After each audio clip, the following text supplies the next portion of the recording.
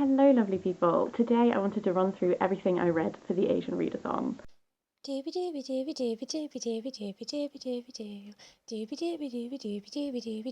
Sophie vlogs.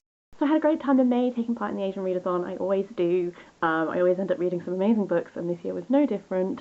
I'm not going to beat around the bush, I'm just going to dive into it. The first prompt was to read a book by an Asian author. I chose a book that I had already ever so slightly started that I was reading on Libby on my phone, and that is Unicorn, the Memoir of a Muslim Drag Queen by Amrou Al-Kahdi. I was really interested in this because I really like Amrou. Amrou is an actor, activist, drag queen. You might know them by their drag persona Glamrou. They're someone who I followed on social media for a while now, and I was really interested in understanding a bit more about their background, their lives, that kind of thing. This was it's really hard to be like, this was a great memoir, because memoirs are something that is, I don't know, sometimes I feel like they're a little bit hard to be objective about because it's someone giving you such a personal story of their life. But there were moments in this that I found really, really powerful.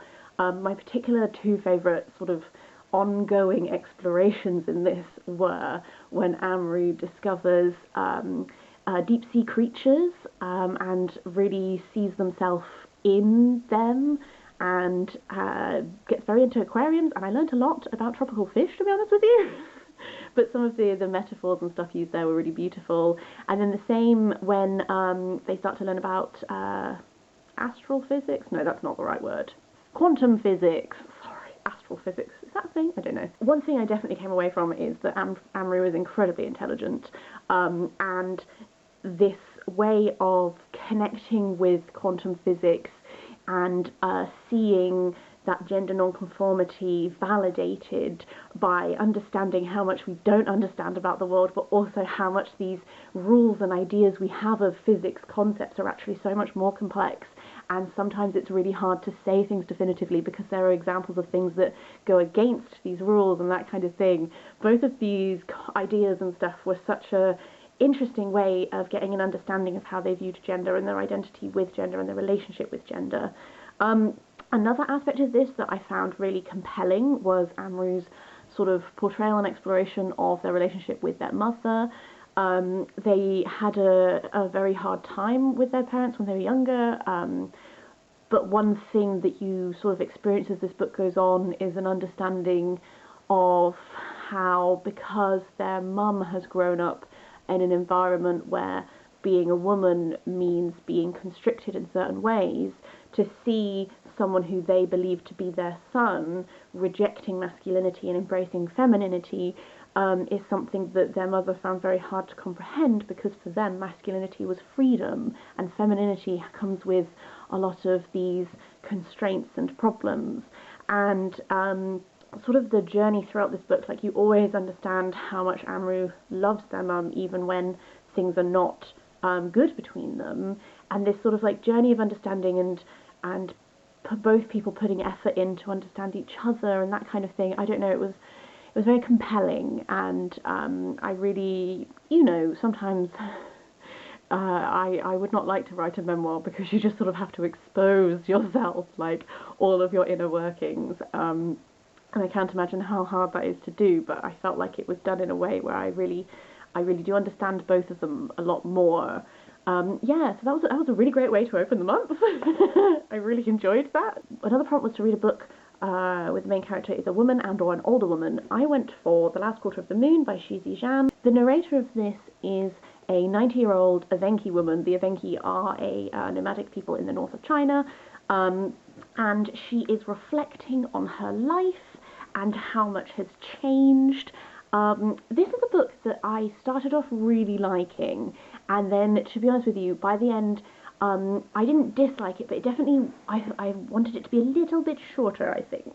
The plus side of this was that it was like beautiful and reflective, kind of reminded me a little bit of When the Whales Leave by Yuri Rutku, because of sort of this sparseness to the language, but also like at times like a poeticism. Like, this is not an overly complexly written, you're not getting lots of purple prose.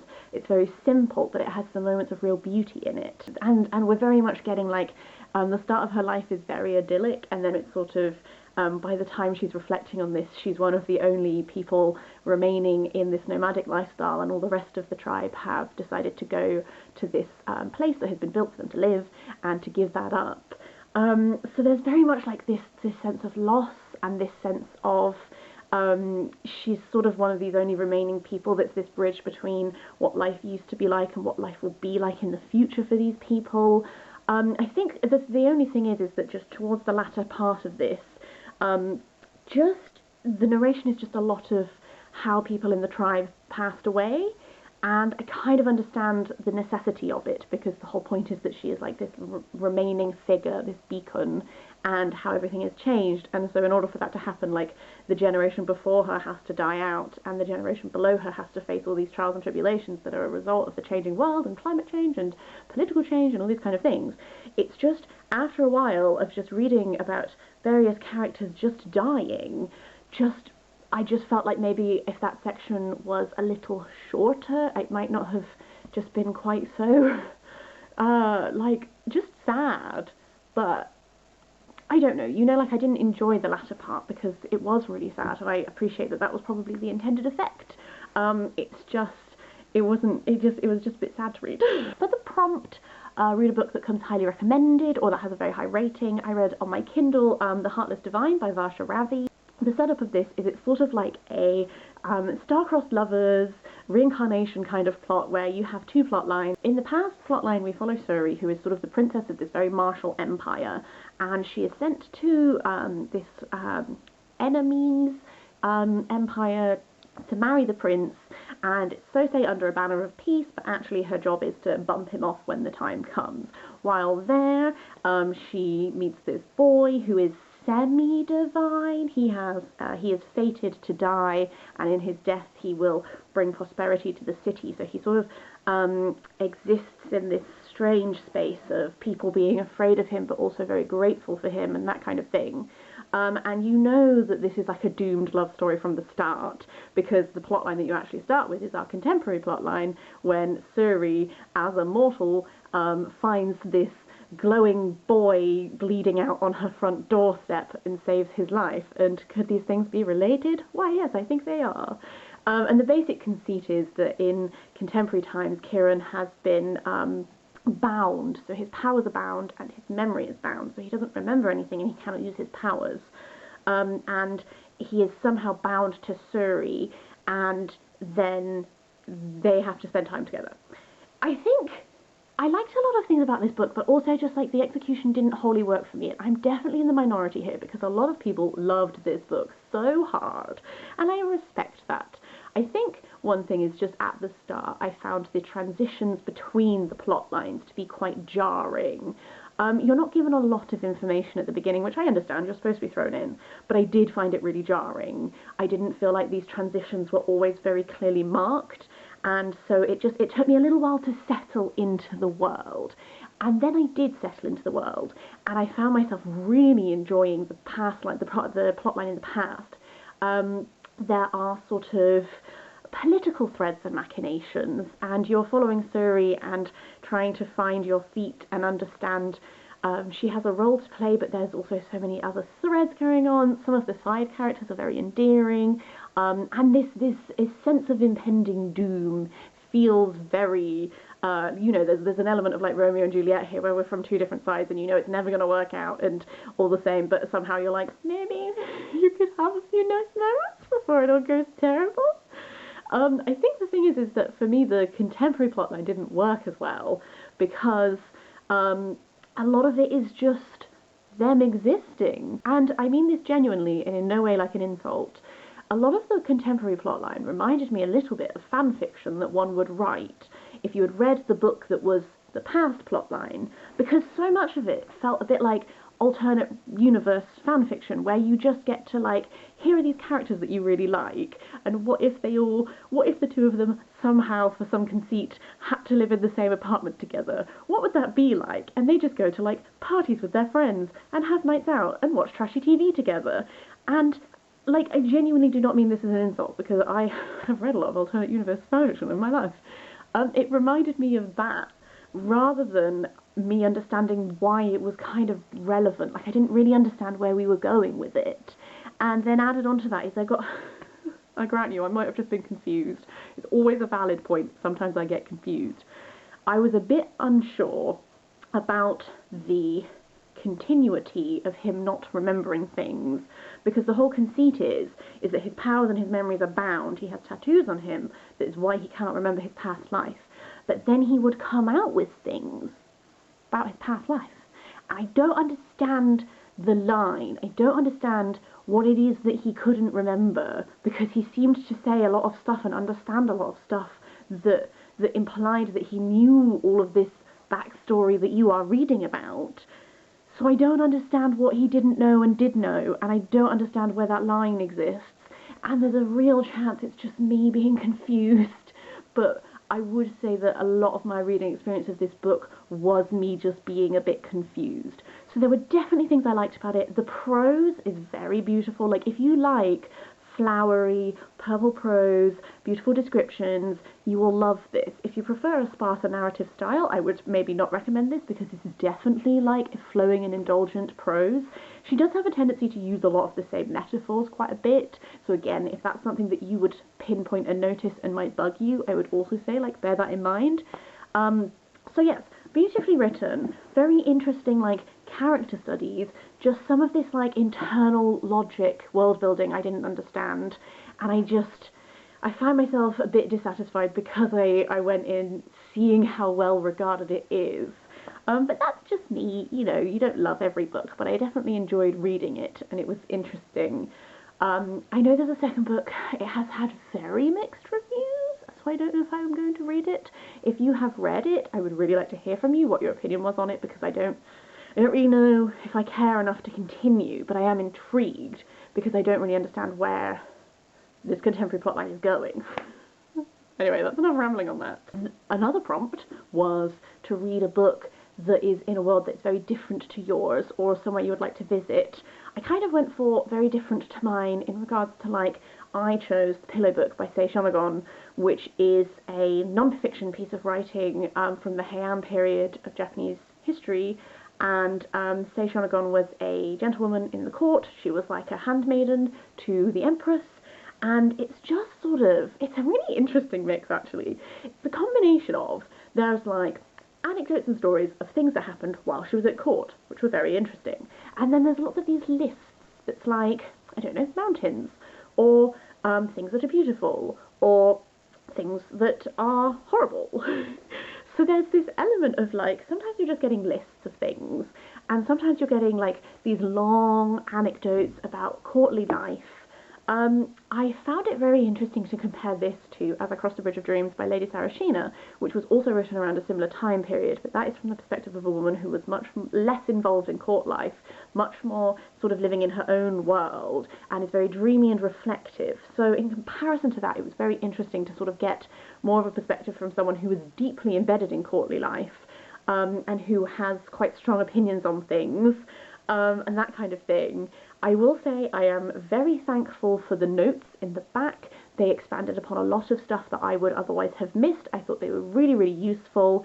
It was an interesting insight into this time period that is so unlike what my own life is like, and is a time period that I don't really know a huge amount about. So having read these two books, I definitely, they work together very well, I think, because they give you such differing perspectives. I would be really interested to continue sort of reading more Japanese classics and more things that would give me a bit of an understanding about, like, what society was like and that kind of thing. The final prompt was to read a book with a cover worthy of googly eyes. I went for The Mountains Sing by Nguyen Phan K Mai, which is sort of an intergenerational tale that is set during the Vietnam War, and this was very, very beautiful. It's compared a lot to Pachinko, and I can definitely see sort of this intergenerational telling. I think the narrative style of them are both quite different, but I understand why the comparison is there. The telling is split between Hung, who at the start of the narrative is 12, she's a child, during the Vietnam War. Her and her grandmother have to leave the city to go to shelter in the mountains to get away from all the shelling, and sort of her plotline just goes forward in time as different family members come back or don't come back from the war, and very much showing the fallout of what happened after, like during the war and then after the war, and that kind of thing. And then it also flashes back to her grandmother telling her the tale of her life and how they came to be in this city in the first place. That's looking a lot at stuff like the land reform, those sorts of periods of history. You get this sort of like sweeping look at a lot of Vietnam's history. By having the stories from all the different family members, you sort of get to see a variety of perspectives and experiences of what life was like living through these time periods.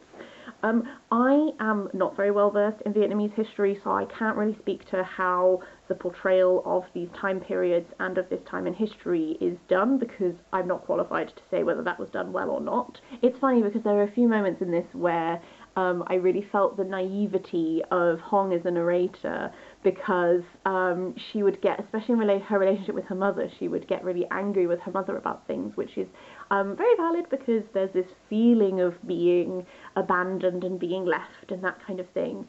That comes from a very innocent place, where she doesn't always, some of the harrowing experiences that her mother had during the war, she doesn't always understand, because she's still really a child with a child's understanding of the world.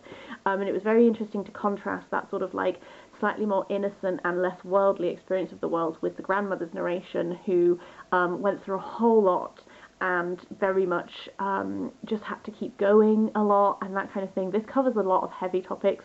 I would definitely say research trigger warnings before you go into it for sure. It's very beautiful, it's very haunting, has a very, I like narratives that sort of mix this sort of like zoomed out sweeping look at a particular history, then also like grounded in a very familiar point with like characters that you really grow to know. You sort of have your like rooted point from which you get to get a better understanding of sweeping events in history. Definitely a very affecting read, and I kind of knew it was going to be going in, but I understand why this is one that people talk about so much. Just a couple of extra books that I also managed to squeeze in.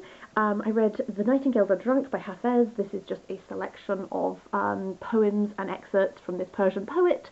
I enjoyed this. I can't help but feel sort of that experience you have when you read things in translation, where I kind of wish that I was able to read it not in translation, because I think that there's a lot to do with words that are being chosen that have multiple meanings and stuff like that, and how effective that choice is that you lose when you get it in translation.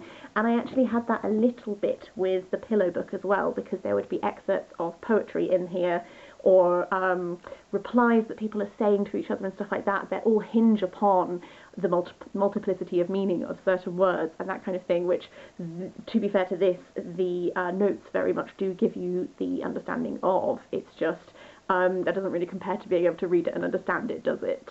But yes, I also, I DNF'd Dial A for Aunties, only because I really didn't get very far into it.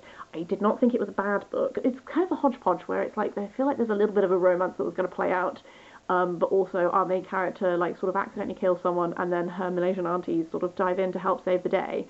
It's just, I got to like the second flashback of her old boyfriend, who she's obviously still in love with, and everything about how they spoke and interacted with each other I just don't care for. Like, there's like so many like pop culture references, and just, I don't know, like the way like her inner monologue is, I was like, I just don't really connect to this, and I think I would find it annoying if I was to keep reading it, so I decided to DNF it.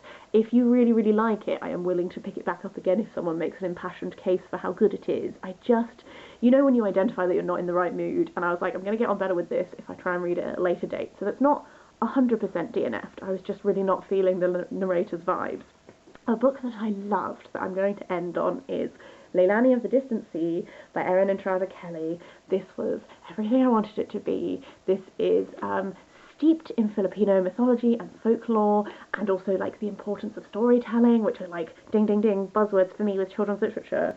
We follow Lalani, who her mother has fallen ill, her stepfather is horrible, everything seems to be going wrong, and so she sets off on this impossible mission, and it's just wonderful. I love books that are sort of about, you know, so many children's books are about sort of going on an adventure and finding yourself. I just think that the sort of mood and tone of this one was almost like quietly wonderful. Like, she is she doubts herself so many steps along the way, because that's all she's ever been told is how terrible she is, and she's been blamed for things, and she finds herself, but sort of like in a stumbling kind of way that I really connected to. And all of the elements of folklore that were present in this, I just thought that they were weaved in so well. I loved the actual like physical layout of this book is beautiful, because you'll get, this is like a normal story, and then you turn the page and then you have like something that is tying into folklore that then becomes relevant later. So there are these beautiful, beautiful illustrations throughout.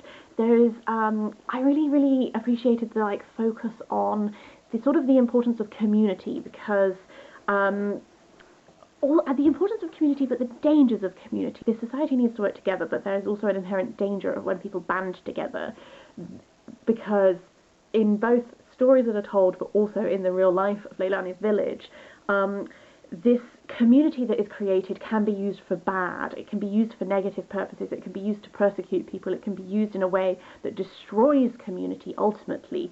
Or if people are brave and if people step up, and you know, it's very hard to be brave, but if you take that decision and you go for it, you can create in a community that is positive, that brings so much good to the world.